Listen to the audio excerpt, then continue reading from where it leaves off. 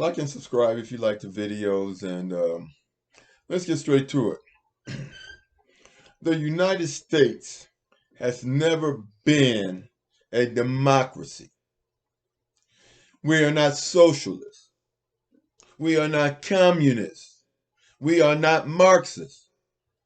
The United States is a feudalist society. The United States has always been based on feudalism. Now, what is feudalism?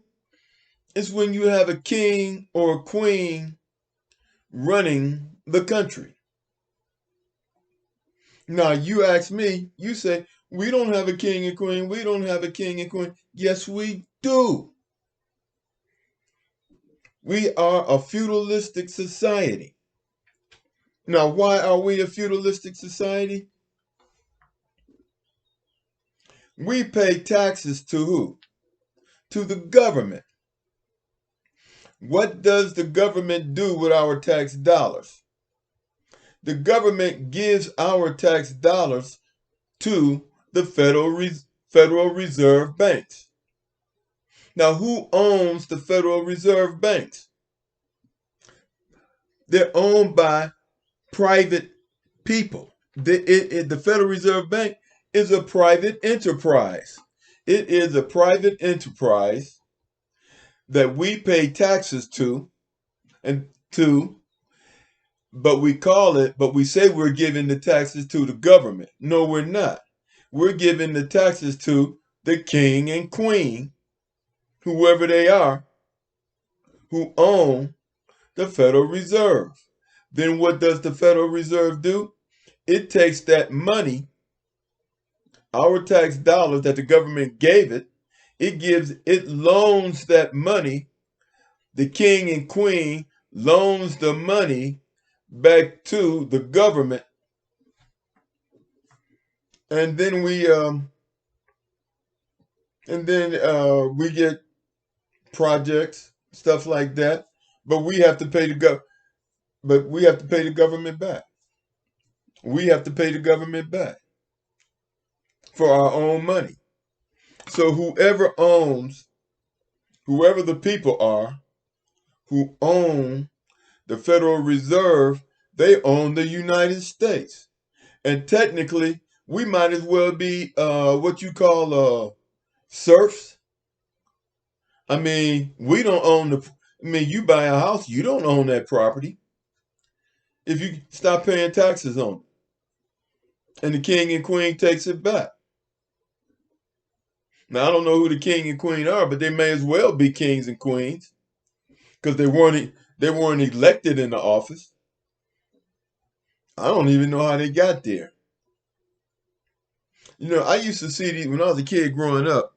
I used to see these signs. I think it was land for sale, and I think it always said Ostendorf Morris. I think, and that I could be wrong. And I always wondered, who is Ostendorf Morris, and how do they own all this land up and down the freeway? Who gave it to them? Did the state give it to them? How did they get it? I'm still wondering. But you know the funny thing about it? Check this out. We, as a people, it isn't so much racism that divides us, it's ignorance that divides us. Because what divides us more than anything else is, first, the abortion issue divides us. Then, the gay issue divided us. Then, the feminist issue divided us. Now, the transsexual issue divides us. And you know what? And it seems like every 3 or 4 years, they add another issue that just stops us from using. These things don't divide us, they stop us from using our common sense. Racism divides us, and these issues stop us from using our common sense. That's how it goes. Racism divides us. issues stops us from using our common sense. And what is the result? Chaos. Chaos. But let me ask you a question. Who owns the Federal Reserve? Because whoever owns the Federal Reserve, they're trillionaires. They are trillionaires because they own this country. I mean, this is not a capitalist society. This is feudalism. And whoever owns the Federal Reserve owns us. We are all slaves to the Federal Reserve. We are all slaves to whoever owns the Federal Reserve. This is feudalism. This is not a democracy. This is feudalism. And I'm going to tell you this. There is no such thing as freedom of choice. Because freedom doesn't come with a choice. Freedom is it's when you reason what is best for you. When you reason what is best for you and you go in that direction, that is freedom. Freedom of choice is when you're stuck with options. And we're stuck with two options, Republicans and Democrats, and neither option do we really want. Republicans bitch about the Democrats, but if they pay attention, they don't like the Republicans either. Democrats bitch about Republicans, but at the end of the day, we don't like the Democrats either. I mean, look at Biden's popularity thing. Nobody likes Biden. In fact, nobody really likes Biden or Trump. And nobody even likes DeSantis. What else you want me to say? The United States is a feudalist system. And we're all slaves. That's that. Have a nice day.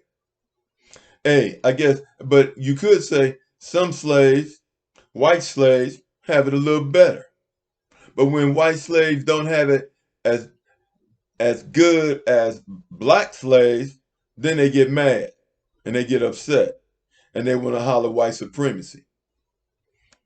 But I think the key point that I want to make here is that they divide us by race, then they confuse us with issues like racism. No, they divide us by race, then they confuse us with abortion, gay rights, transsexual, and any other and feminine rights. Whatever they can confuse us with and keep us off balance while they keep taking our money, is what they want, it's what they're about. Because what we should be paying attention to is not transsexual. We should be paying attention to the money being given to the Ukraine and the money being given to Israel, because they have national health care, they have free college, they have a $3.6 billion surplus, and they get $2.6 billion a year from us, and we have a deficit that, if we were to pay off, will cost every individual in the United States approximately $100,000. And most of the people in the United States don't even make six figures. Now we're running around talking about racism. We're worrying about racism, who's gay, who's not, abortions, feminine rights, transsexuals, divided by racism, and we're all being screwed. I mean, you can't make this dumb stuff up. You can't make it up. Oh well, have a good one. By the way, I'm a spiritual messenger of God. So I'm not worried about nothing and nobody. You mess with me, God will take care of you. And I'm going to tell you something else. I am a spiritual messenger of God, and there are a lot of spiritual messengers of God. But the reality of the situation is that a lot of them will not get their full powers until it's time for, as the Bible say, to separate the wheat from the weeds. And by that I mean you have to let the weeds come to fruition. You have to let the fruit come to fruition before you can separate it. You see, some people say time is of the prime essence, but no, time is not of the prime essence. What is of the prime essence is timing. Timing is of the prime essence. That's why you hear people say God is never late. God is always on time, because it is about timing. Now let me throw something else on you. As evil grows and presents itself more and more, it creates a necessity to bring back order. Order is providence. Order is divine providence, which creates the necessity for creation, to create a resolution to solve the problem of chaos. With that, have a nice day, and like and subscribe, and do me a favor. I'm not gonna be, and I'm gonna tell you this right now. I'm not gonna get no Patreon. I'm not gonna be asking you all for no money or nothing like that. God's got my back, okay? Only thing I need you to do is to get this spiritual message out. Just get the spiritual message out. And by doing that, you'll be a disciple of God. I'm gonna tell you something else. When you read the Bible, pay attention to what you read. Black people, African Americans, we are Hebrew Israelites. We are not Christians. Okay? Let me explain something to you about Jesus. Jesus' description in the Bible says that he had hair white like lamb's wool. What that means is white is spirituality. But it didn't say, but the description doesn't say that Jesus' body was black, like the color of burnt bronze or copper. It says his feet were. Why does it say his feet were? Because the earth is mortal. Jesus walked on, his feet were, symbolizes he is immortal. What is above earth is heaven. Heaven represents what? Immortality. That's why it says his description is he had feet the color of burnt bronze, and your feet walked on top of the earth. And see, when you're immortal, you walk on top of the earth. So, I mean, I could keep going on for days and days and days, but a lot of you aren't going to understand what I'm talking about, because you have to bring a certain amount of knowledge to the table as utensils to eat with. You have to bring a certain amount of knowledge to the table as utensils to eat with. What I'm telling you, you can't come to the table and eat with your fingers. If you have the mind of a person who eats with his fingers, then you're going to disagree with me and you're not going to understand what I'm saying. I went longer than what I wanted to, but like and subscribe, and I'll catch you all later.